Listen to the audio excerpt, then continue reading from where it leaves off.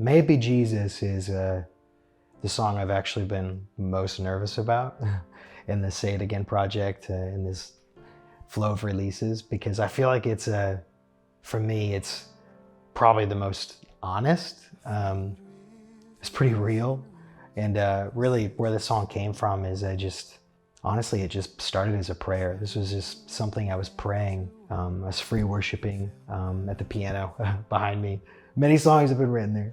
It's free worshiping, just calling out to God and just trying to figure out some things, talk some things through. I just appreciate that we serve a God who's unafraid to talk things out with us. And we're just talking it out. I think sometimes in music and songwriting, I think it's easy to get caught up in this idea of success and what success looks like. Of course, you know, as a songwriter, you want success. In the music industry, you want success. I think anybody in any career, they desire success. And I think it's so easy to start idolizing what you perceive as success to look like when it comes to music, because there's such pressure to produce and to make something that's compelling.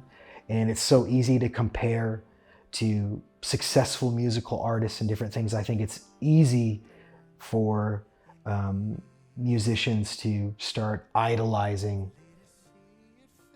what they want out of the music industry, idolizing success.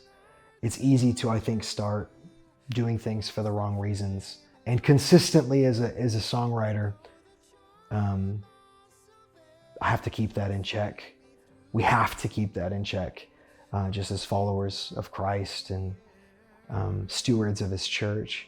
We were talking about that. We were talking about the frustration of sometimes why some people accelerate to the front of the line and others don't, and why success falls on some and not others. I just was so humbled by the Lord saying, it's not about any of that. And of course, I know that, but it's something that I have to be reminded of almost on a daily basis, because in my humanness, in our humanness,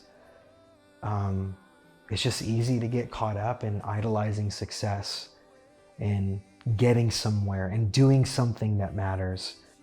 Honestly, what happened is, as I was sitting there at the piano, free worshiping and talking to the Lord, I felt like he asked me, if this was the extent of our relationship together, you and me sitting at this piano, would it be enough?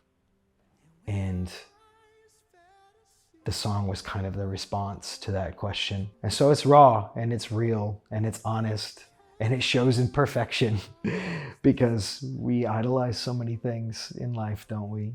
I hope and I pray that the song challenges people to have that same conversation with the Lord, to ask, what things am I idolizing? What things have I put before the Lord? What things have I missed? What am I comparing my life to? And in comparison, what have I become obsessed with and become confused by and really distracted by, when the bottom line is it's always about Jesus and it's always for Jesus.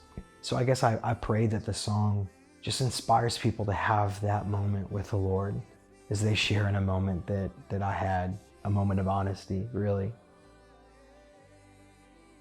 So when I wrote the song, I was going through the book of Exodus, and Joshua, he's one of my favorite Bible characters.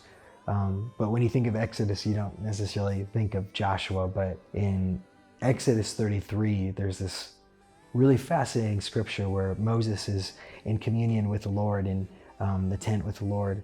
And then it says that Joshua, after Moses left, he stayed. And I just was so moved by wanting to be someone who stays in the tent. And really that's the prayer of the song, is that Jesus would always be the center of it. Of whatever I am doing, that he would be the center of it. And I'm finding that my greatest prayer in life more than any dream, any aspiration, any idea of success, anything that I want to do, I just want to be close to Jesus. I want to be like Joshua in proximity to the presence of God. And I just want to live in the tent and stay there like Joshua did. And that's really, what the song is all about, what it prays. I pray that this song just encourages people to have that prayer, to just be in proximity to Jesus, first and foremost, before all things. And whatever they're doing, that the priority is Jesus, and that he becomes the primary centerpiece of anything and everything that we do.